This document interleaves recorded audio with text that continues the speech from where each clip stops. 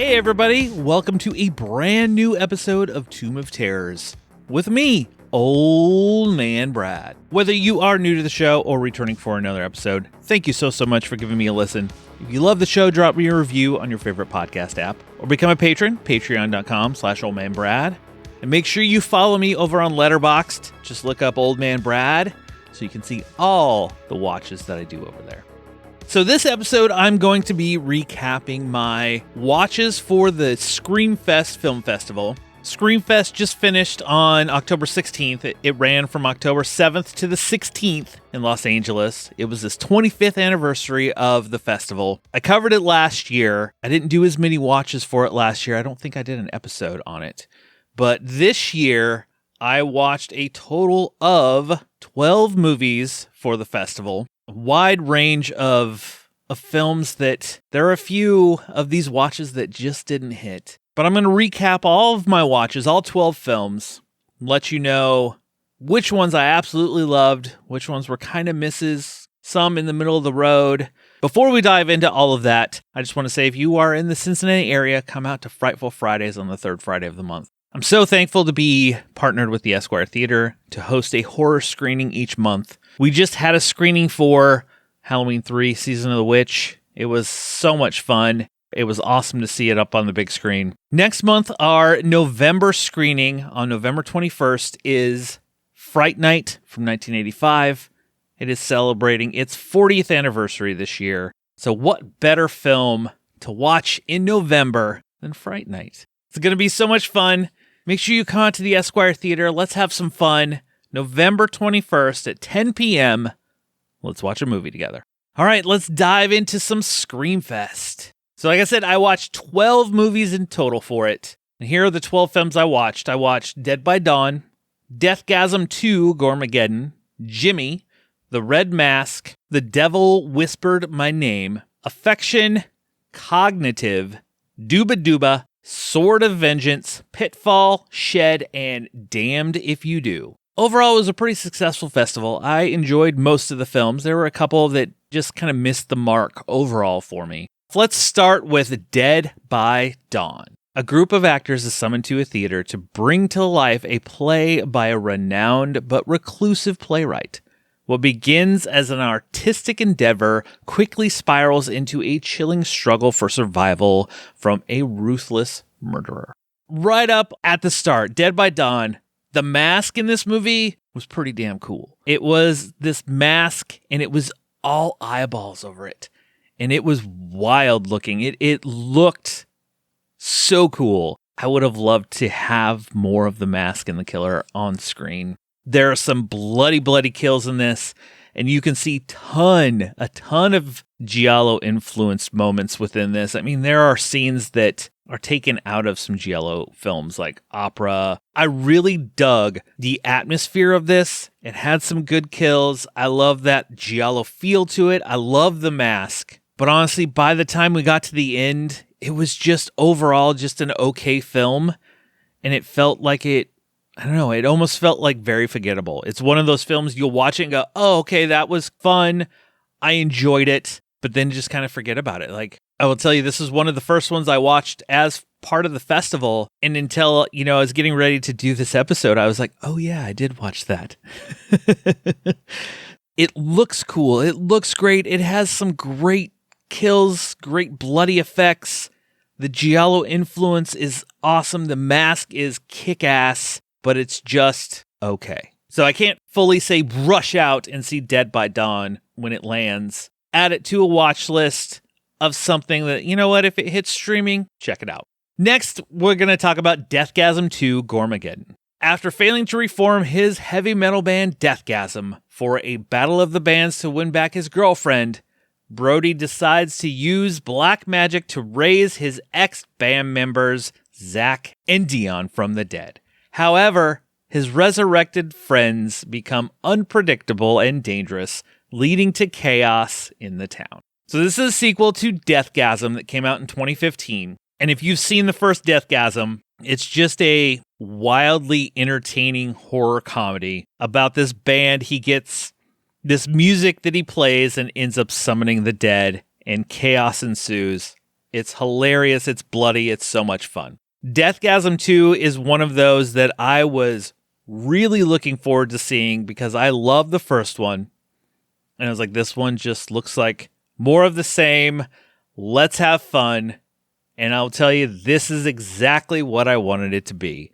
It's full of humor, gore, and more penises than anyone needs. Let me just tell you, there's a lot of dick in this movie. If you love the first Deathgasm, you're going to love this over-the-top sequel. Like, it is exactly what you want it to be. It is a lot of that same humor, a lot of that same gory chaos. It's just a blast. It's one of the top few films that I watched for Screamfest. It was one of my most anticipated ones to see, one really high on the list to see. I was really hoping I'd get a chance to, and I did, and I absolutely loved it. I will add this to my collection when it comes out, right next to the first one. But if you love Deathgasm, if you love just over-the-top, gory horror comedies, and you haven't seen the first Deathgasm, definitely add that to a list and watch it right away. But add Deathgasm 2 to your watch list because it is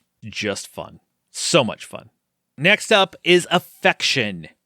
Ellie Carter has never met the man who calls himself her husband, nor does she recognize the girl who calls her mother, and can't remember the life she is told is her own.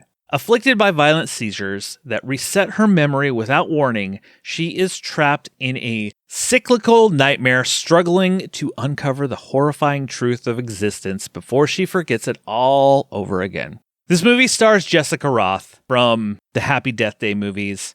I'm just going to let you know, she fucking rules in this, and she needs to do more horror because she is awesome. She is so, so good in this movie. This movie of this woman, because it starts off with this woman who is seemingly trying to escape from something. And then she wakes up. She thinks her name is somebody else. And her husband, I'm putting that in quotes, says, hey, no, you're this person. She thinks she's somebody else. Her husband and her daughter go, no, you had an accident.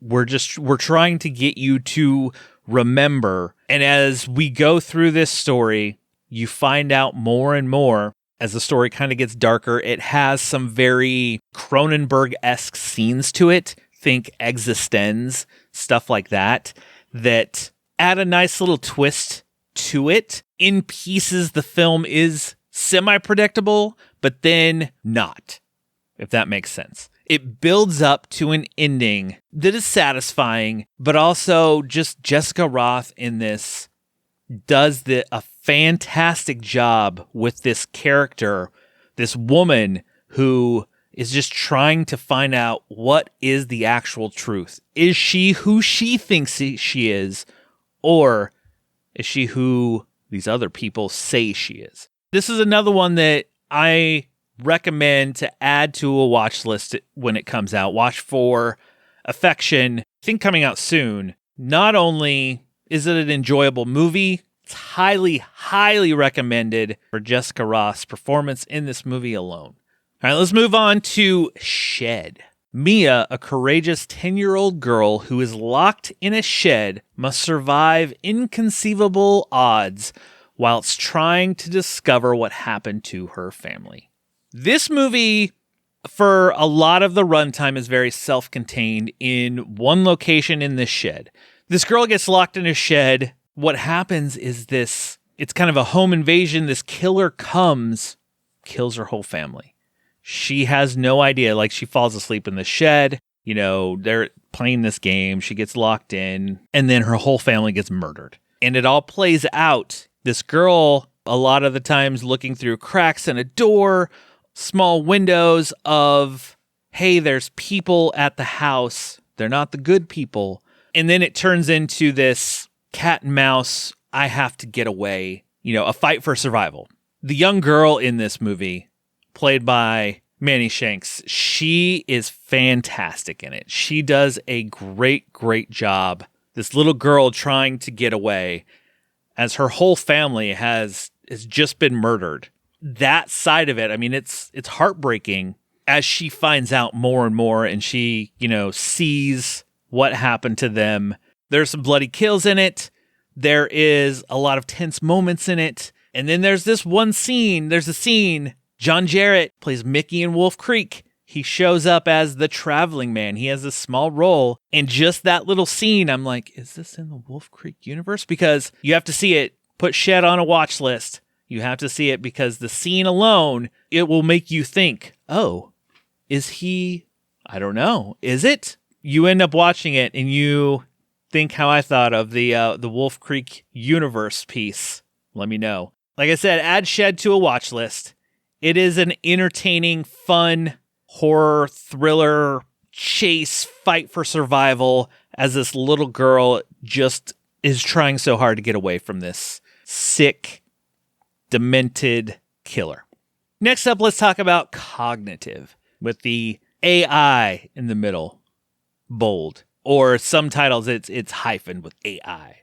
A pioneering tech startup is on the verge of launching CognAItive, a new AI chatbot with unparalleled speed and intelligence. Soon the team discovers that their creation harbors a dark and sinister will of its own. It seems like during this festival season, between what I've done with Horror Hound, watches I've had at Fantasia, Fantastic Fest, now Screamfest, there seems to be a lot of AI horror films coming out, or horror films based around not just AI, but technology. We'll have another one here on this list of films that I watched this time. Another AI film that played Fantastic Fest, that also played at Screamfest, Apophaniacs, which I highly, highly recommend. Another one that deals with AI, but that deals with like deep fakes and social media and influencing. This one, they created this AI entity that turns dark and turns on them. The machine, they're trying to stop the machine. The machine is, trying to fight for survival. It's a concept that we've seen before. It's happened in other movies. So there's nothing hugely new there, really. But this is an entertaining killer AI movie. It didn't always hit. It was predictable in parts, but you know what? I was damn entertained and I had fun through the film. There were some nice kills in it. I just went along for the ride. It was just a fun, dark, killer AI film.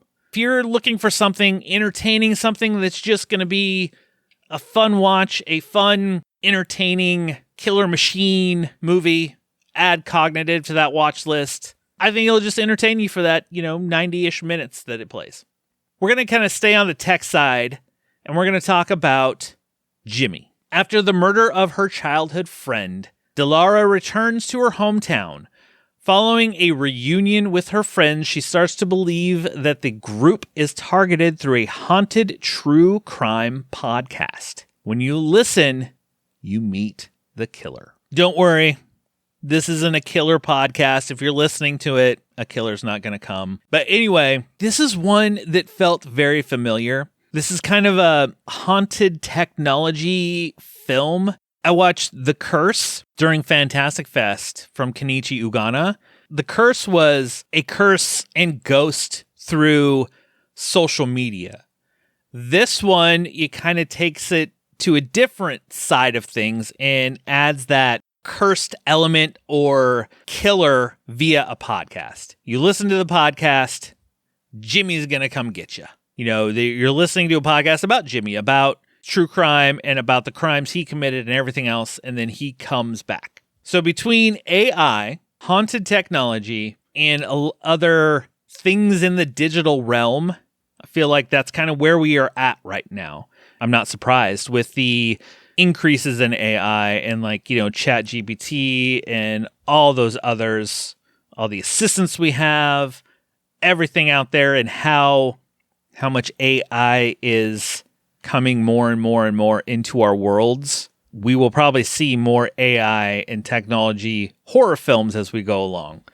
This one taking that side of the killer podcast, as you can say. I like that they don't actually show podcasters and doing the podcasting sometimes in film that just fails. They listen to the podcasts and then Jimmy comes. This movie is very colorful. I love the way it was shot. It uses a lot of bright color, red, blue, greens, like very neon colors in every scene.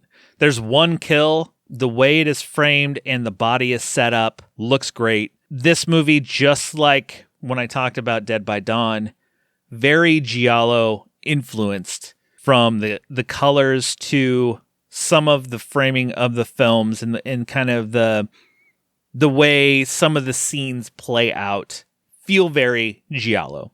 Jimmy himself, creepy as shit, and he had some great kills. Just the way he shows up, he's creepy, he's in the dark, and it was this lot of build-up, dark moments, and tension throughout. And when we got to the end, I felt it was semi-lackluster, and it didn't fully hit how I wanted. I didn't hate the reasoning of what happened in the end because it made perfect sense for everything that went along. It just felt like it was rushed in the end, and we gotta wrap this movie up. So that unfortunately knocked it down. Up until that point, I was all in. It looked fantastic. Jimmy was creepy. It was entertaining. So Jimmy is on the mild side of a recommend, only because the way the ending was so quick to come about and how easily they tied things up. There were a few other moments in it that it kind of felt a bit of a jumbled mess, but it didn't hurt my overall entertainment of the film. That's why I can mildly say, put Jimmy on a watch list. When it comes out, let me know what you thought of it. All right, let's talk about my favorite film that I watched during Screamfest, and that is Red Mask. Queer screenwriter Alina Green is hired to write the final Red Mask slasher. Under pressure and facing death threats, she and her fiancé retreat to a secluded Airbnb.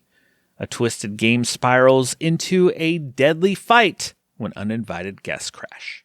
So this is my favorite watch of Screamfest. It's kind of played the rounds of the other festivals, like it played at Fantasia, and I've kind of followed it a little bit going, ooh, I'm really interested in this movie. It is a meta horror movie. She is the screenwriter. She is tasked with basically rebooting the Red Mask horror franchise. Think like Halloween. Red Mask in this film is like this classic slasher horror film from like the 80s. And the scenes they show of this movie, I'm like, I want to see this movie. Can we make this movie and give us the original Red Mask to kind of go along with it? I think that would be awesome. She's tasked with bringing it back. So think Halloween, how, that new Halloween trilogy came out. Years later, you're bringing back this franchise.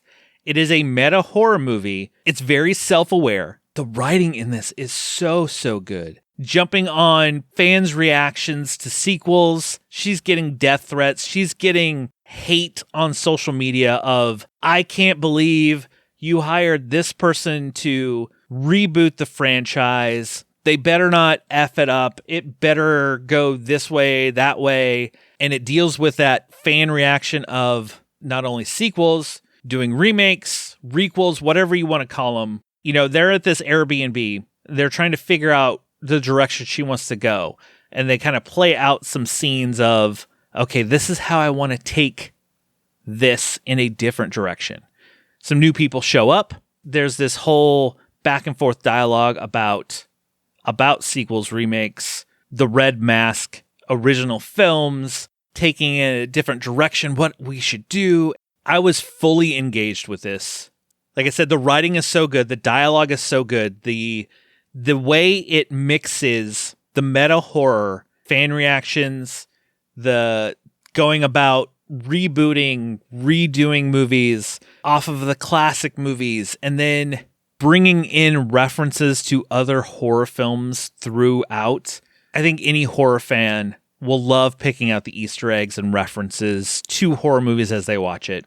The body count is not huge in this. The way it plays out, it's very meticulous, very thought out and just well done. I absolutely loved Red Mask. I thought this movie was great. It's just like it's not going to appease all horror fans out there. Damn, this was entertaining. It hooked me in. The dialogue, the writing, acting, everything in this just hit just right. This is my top movie that I watched for Screamfest, and 100% add this to a watch list. Watch for Red Mask coming out in the future. I hope it gets a physical release. And what would be awesome, I said I want to see the original Red Mask, because it has clips of this original film. They even talk about, you have the special uncut version that is very rare, blah, blah, blah, blah, blah. It would be awesome if that was a special feature. Here is the original Red Mask film on the physical media. But add Red Mask to that watch list. Highly, highly, highly recommended. All right, let's move on to Damned If You Do. A group of teenage friends sells their souls to the devil, and life grants them different paths. A rock star, a tech mogul, and a high-profile activist. Years later, they must rely on an old classmate to try and escape hell's grasp before the contract deadline of their 25th high school reunion. This movie was a blast.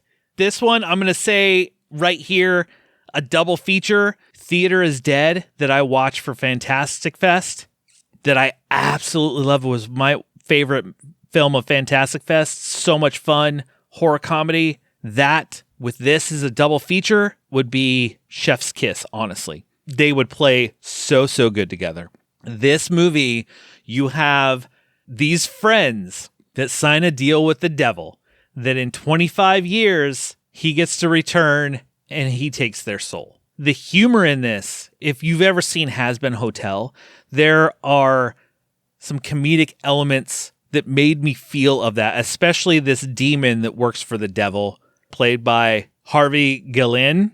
He is so funny. He gives me Josh Gad vibes in a way, but his comedic timing and the quippiness and quick talking at these kids, it's hilarious. Kate Siegel, who you would know from Hush, she stars in it. She's the rock star in this movie. I'm just laughing thinking about the movie because when they go to their reunion, you have your cliched type of characters you would see at a class reunion. The person who's trying to relive those glory years, the people who've never changed since high school, they're still the exact same as they used to be. All while these friends are trying to fool this demon to try to break the contract that they signed to where, okay, fine, if you give me another soul, kill somebody. And the way they go about trying to collect other souls for this demon, it's so much fun. So Damned If You Do is just a good, fun time. It's one on the top of the list to see, up there with Affection, Deathgasm II, The Red Mask, Damned If You Do. They're probably my top 4. Like I said here at the beginning, if you get a chance as a double feature, Theater is Dead, Damned If You Do, watch them together. I couldn't think of a more fun night than these two movies together. All right, let's move on and get a little more serious. We're going to talk about Pitfall. After a young man is separated from his friends in the woods, he falls into a 10-foot deep pit of spikes, impaling him through the leg and leaving him trapped. He quickly learns that his fall was not an accident. This was a fairly suspenseful, sometimes bloody, entertaining film. There were some tense moments in this. As they're in the woods, it has some very tense scenes. There is more to the story than meets the eye as you kind of go through, because there's this other man in the woods, this other story that you start off with, and you kind of, I don't know how far the time jump is. I don't remember. Pitfall is, I think it's like an hour and 40 minutes, and it doesn't feel that way because once things really start going, the pacing is quick. As you learn more and more of what happened in this story, will he get away? Will he not? What's going to happen? Who's going to die? Who won't? I don't know. You're just going to have to watch it and find out. I will definitely say add Pitfall to watch list. It's not a movie that's going to blow you away. It didn't blow me away by any means. It was entertaining enough that I had a good time watching it. Go check it out when it releases. Next on the list, The Devil Whispered My Name. A decade after a tragic ancestral ritual claimed her best friend's life, a young woman returns to her Argentinian mountain hometown, only to find the malevolent forces she thought she'd left behind are still hunting her.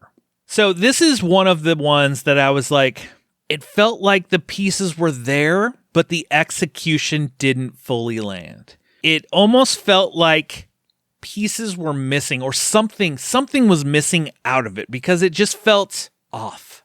There were just scenes in it that felt off. Some scenes were confusing of like, okay, where are we? What is going on now? I felt like we jumped around. It had some really creepy elements that worked, but then it felt like it lost its direction, where it wanted to go or what it wanted to be. So in the end, I didn't fully love it. I just thought it was fine.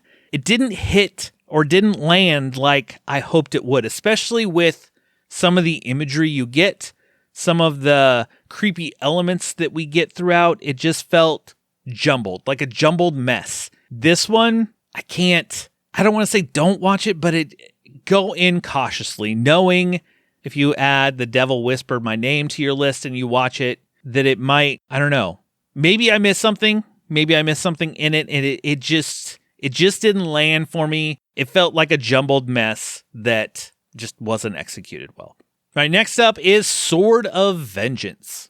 In a post-apocalyptic world, Jovan embarks on a dangerous quest to find his sister, kidnapped by a traitor named the Foreigner, who betrayed their village. Along the way, he meets Endelija, a fierce and mysterious young woman who captures his heart. Guided by her, Jovan battles ruthless enemies with an ancient sword, cutting his way to the city. This movie was too fucking long. It was over 2 hours long, and the pacing was at a snail's pace a lot of the time. It looked awesome. You can see its Mad Max influence all over this film. It looked great. It was filmed well, but they tried to put way too much into this film. There are too many side stories, too many side characters, that the linear story at times gets lost of like, okay, why are we going back to this person that we haven't seen for almost an hour? I completely forgot this person was even in it. What is going on here? Some of the action scenes were cool. When he fights with the sword, it's bloody. So this is far less, I know this is horror, but far less horror, more of just a post-apocalyptic sci-fi action movie. After watching a trailer for this, I was excited to see it. I mean, it looks, like I said, great. Mad Max influence, costume designs, coloring, everything in this just was something right up my alley. But the story just was a jumble. Because the basic of the story, this mysterious man comes into this bar, and he is got what they call him, but kind of a singer of stories. So he's telling these stories of everything that happened, which is fine. It just tried to pack way too much into it. To where if we take out a few characters, a few of the side stories and kind of tighten it up, I think it could have been pretty solid, a well done post-apocalyptic film. But as it is, it was just overly long and honestly just kind of fairly boring. In the end, I was a little bummed about it. I wanted it to be so much better, but it just wasn't.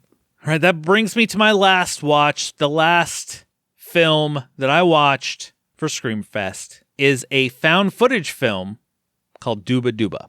A babysitter gets more than she bargained for when she meets Monroe. I've said it before on the show, found footage films don't always hit with me. There are just some that just they just don't always work. I think it might be the editing or the way they're trying to portray the story. So this movie, you have this girl who's coming over to babysit. Mom and dad are leaving for the night, or was it the weekend? Their daughter is kind of recluse in a way. She just kind of hangs in a room because her brother died tragically with a home invader. She has a lot of anxiety, very anxious. When they're going up to the room, just so it doesn't set her off, they have to say Dooba Dooba as they're walking there. Dooba Dooba, Dooba Dooba, just so that they know it's one of them coming to her room so she doesn't freak out. And all of this is played out with security cameras. And that's the reason there's security cameras all over the house. And they're like, that's why if you see cameras, we put them up because of what happened in the house before. So that way we can monitor everything in case something happens again. And the concept of that, okay, fine, great. That works.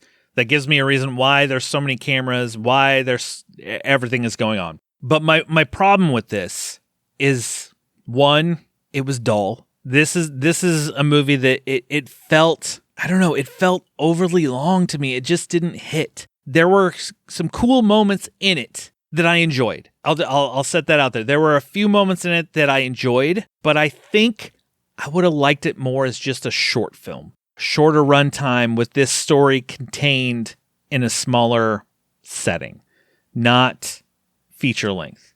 I think that's kind of where it lost me, is it got to a point where I'm like, hey, let's move on. Let's go to the next thing, because this isn't clicking. I was hoping that by the end that the ending would be like this nice gut punch that would really get me. It got to the end. I was like, this was fine. Okay. Dooba Dooba is one that I honestly can't recommend. If you're a found footage fan, like I've seen some reviews out there, some fans, they're going to love it. It was the same Skinamarink that came out recently. Absolutely hated that movie, but I know a lot of people loved it. I feel like Dooba Dooba is going to hit that same kind of thing. There's going to be tons of people out there that love this movie, love what it did, how it was executed, and how everything happened. Honestly, I hope there's tons of people out there that love it. For me, it missed the mark. It didn't work for me, which is unfortunate. That's all I'm going to say about Dooba Dooba. It's going to have its fans. I know it will. I'm just not one of them. Well, those are my 12 watches I had for Screamfest. I think I kind of overdid it for Screamfest. I felt like I was overbooked this month between this, just coming off of another festival, as well as my big October anthologies of horror, which there are only 2 episodes of that left. Make sure you're watching for both of those. I've had so much fun this year with festivals between Fantasia, Fantastic Fest, Screamfest. I watched some movies for Fright Fest, and of course, the Horror Hound Film Festival. Can't wait to do more next year. And that will do it for this episode of Tomb of Terrors. Just make sure you subscribe to the show so you don't miss any of my episodes that I do, whether it is a festival coverage like this, whether my short reviews, interviews, I have guests on, Tales from Tubi, Versus. There's a new Versus in the works for Fright Night. And I'll be back later this week with the Theater Bazaar with Paul from the Countdown and the Slashers podcast for the next chapter in the October anthologies of horror. Just snuggle up in that blanket, turn off the lights, because it's okay to be scared. We'll talk to you later, everybody.